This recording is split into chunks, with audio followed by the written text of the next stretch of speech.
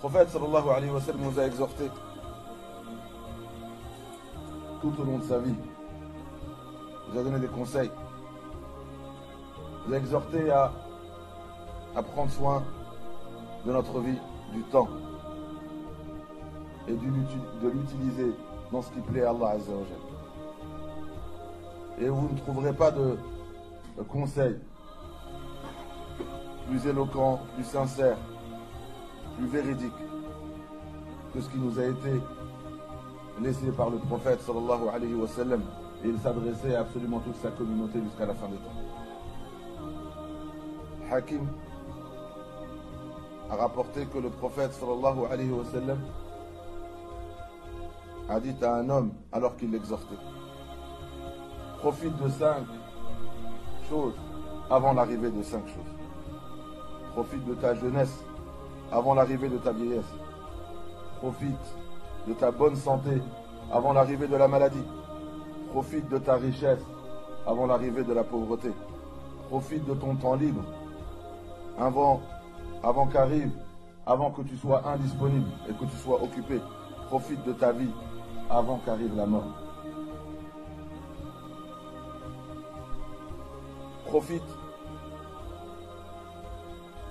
de ces 5 choses avant l'arrivée de ces 5 choses. On y profite, fais le bien. Elle nous dit de profiter, on fait beaucoup de bonnes actions, fais beaucoup de bien. Fais ce qui plaît à Dieu, fais ces choses qui vont te rapprocher de Dieu. Avant qu'arrivent ces 5 choses qui vont t'empêcher de faire du bien en abondance. Elles vont t'empêcher dans ton cheminement vers Allah Azza wa Jal. Elles vont réduire ta capacité à faire ce que tu es capable de faire avant l'arrivée de ces 5 choses. Et là, le premier conseil a été tourné vers les jeunes.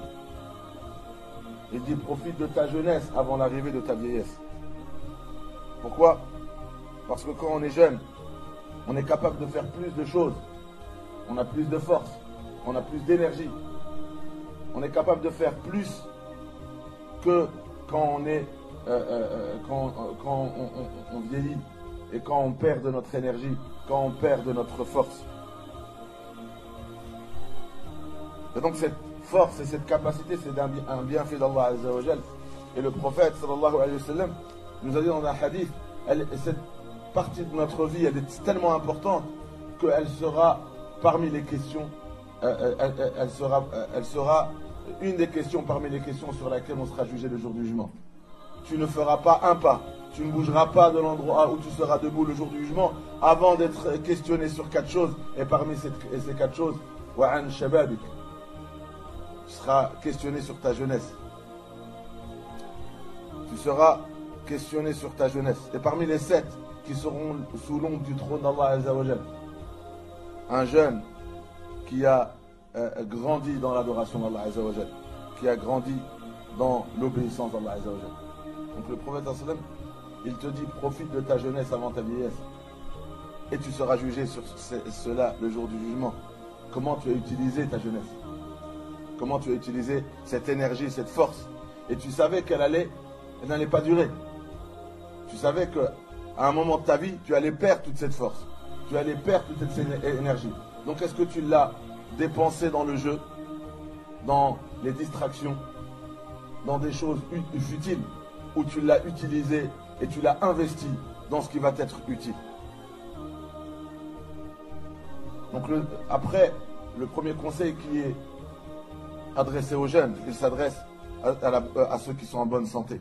Profitez de votre bonne santé avant qu'arrive la maladie, avant que vous touche la maladie. Donc, elle est comme la jeunesse. La bonne santé, elle est comme la jeunesse. Elle ne dure pas. Elle ne dure pas. Avec le temps, notre santé se détériore. Et on est capable de faire, quand on est en bonne santé, plus de choses que quelqu'un qui est affaibli ou par l'âge ou affaibli par la maladie. Allah Azza wa Jal décrit ces étapes. Allah nous dit, il nous a créé khalaqakum min da'f. C'est la première étape de notre vie. Quand on était bébé, on était faible. Il nous a créé dans une étape, première étape de faiblesse. Et après, après arrive la jeunesse, arrive l'énergie, arrive la force. ثم جعل من بعد قوة ضعفا وشيبة. Après Allah il dit, et après cette force et cette énergie, on va retourner à l'état premier qui est de faiblesse et de vieillesse. Donc Allah nous rappelle que l'énergie, la force, ce n'est qu'une étape. Et il faut, et le prophète nous dit, profitez de cette étape avant que vous touche la faiblesse et la maladie. Le prophète il a dit, profitez de votre richesse avant l'arrivée de la pauvreté.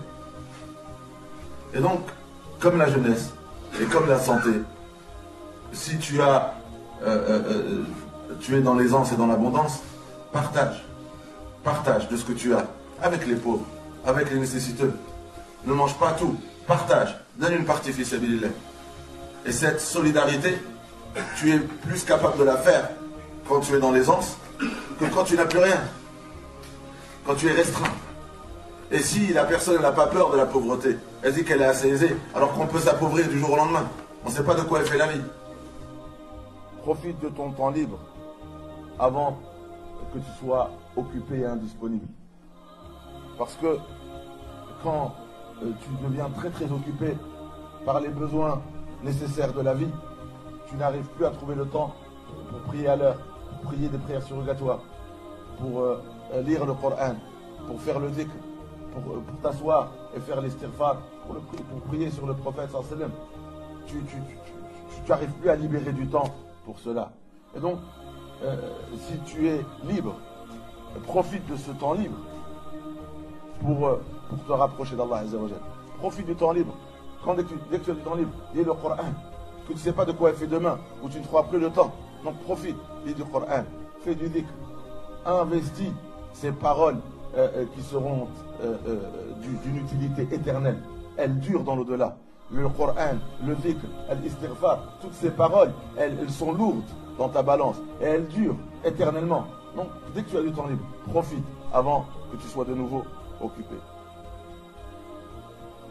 Donc, le hadith profite de 5 choses avant l'arrivée de 5 choses.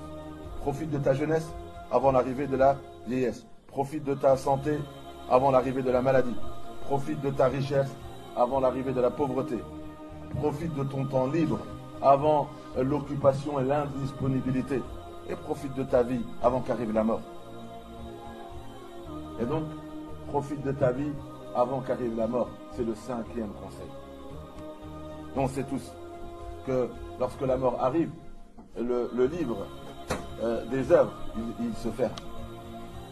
Aujourd'hui, on peut faire beaucoup de bonnes actions qui vont nous être utiles dans l'au-delà, qui vont alourdir notre balance, qui vont peut-être intercéder en notre faveur pour recevoir la miséricorde d'Allah Azza wa Jalla et finir au paradis.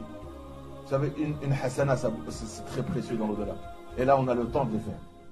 On a le temps, on est vivant. Donc, on peut encore œuvrer dans le bien.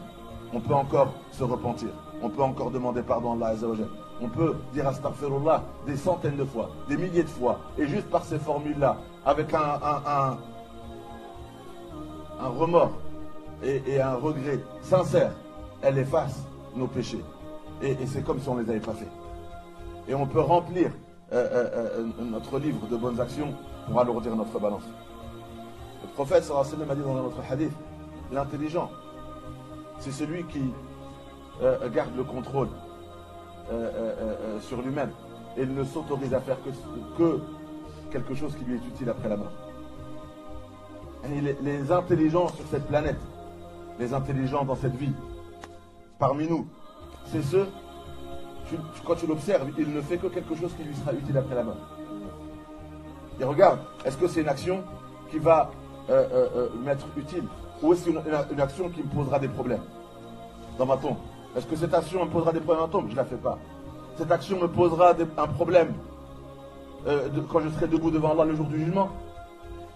Cette action a le risque d'alourdir ma balance des péchés et donc de causer ma perte le jour du jugement, de causer, de m'exposer à un châtiment, de m'exposer à la colère d'Allah, de causer ma perte infinie. Cette action-là, je ne me l'autorise pas. Ça, c'est un intelligent. Alhamdoulilah, on connaît le bien et le mal. On connaît les bonnes actions et les mauvaises. Le halal, il est clair et le haram, il est clair. Obéir à l'obéissance d'Allah, elle est claire. désobéir à Allah, c'est assez clair. L'intelligent, il ne s'autorise pas. Il ne s'autorise pas une action qui lui sera nuisible le jour de l'agonie, le jour de sa mort. Donc le prophète a dit, il est intelligent, lui. Il ne s'autorise que les choses qui lui seront utiles après la mort. Après, le faible, l'impuissant, le faible d'esprit, c'est celui qui suit ses passions et ses désirs. Il n'y a pas de halal et de haram. Il n'y a pas de bien et de mal. Il n'y a pas de bonne action. Il s'autorise tout. Dès qu'il désire un truc, il le fait. Il ne se soucie pas, il ne se préoccupe pas de savoir quelles conséquences ça va avoir dans sa vie, quelles conséquences ça va avoir dans sa tombe, quelles conséquences ça va avoir quand il va être debout devant Allah Azza wa Jal. Une fois le prophète sallallahu alayhi wa sallam, il a mis sa main sur l'épaule de Abdullah ibn Umar. Et c'est lui qui dit.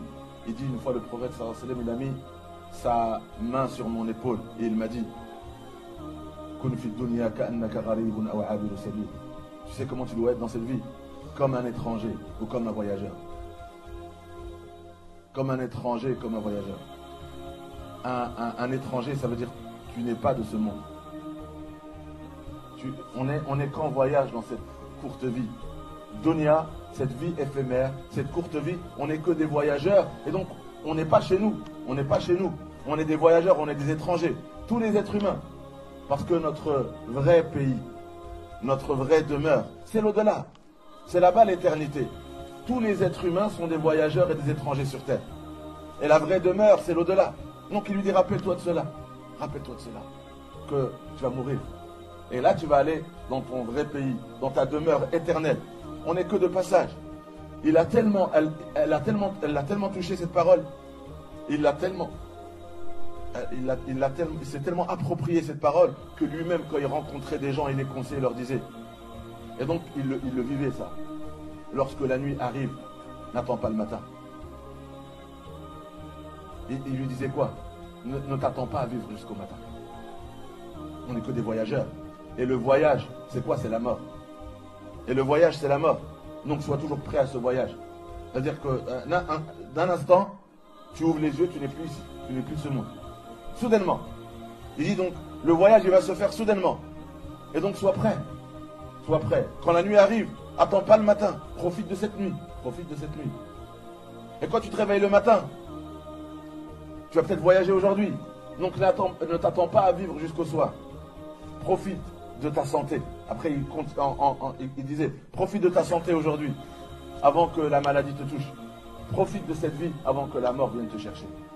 Et ça, c'est les 5 choses dont chaque musulman, chaque croyant, en réalité chaque être humain, doit profiter. On doit profiter de notre jeunesse, on doit profiter de notre santé, on doit profiter de notre richesse, on doit profiter de notre temps libre, on doit profiter de la vie avant que nous touche la vieillesse, avant que nous touche la maladie, avant que nous touche la pauvreté, avant que nous touche l'occupation, on ne trouve plus de temps libre pour nous rapprocher de Dieu, avant que vienne nous chercher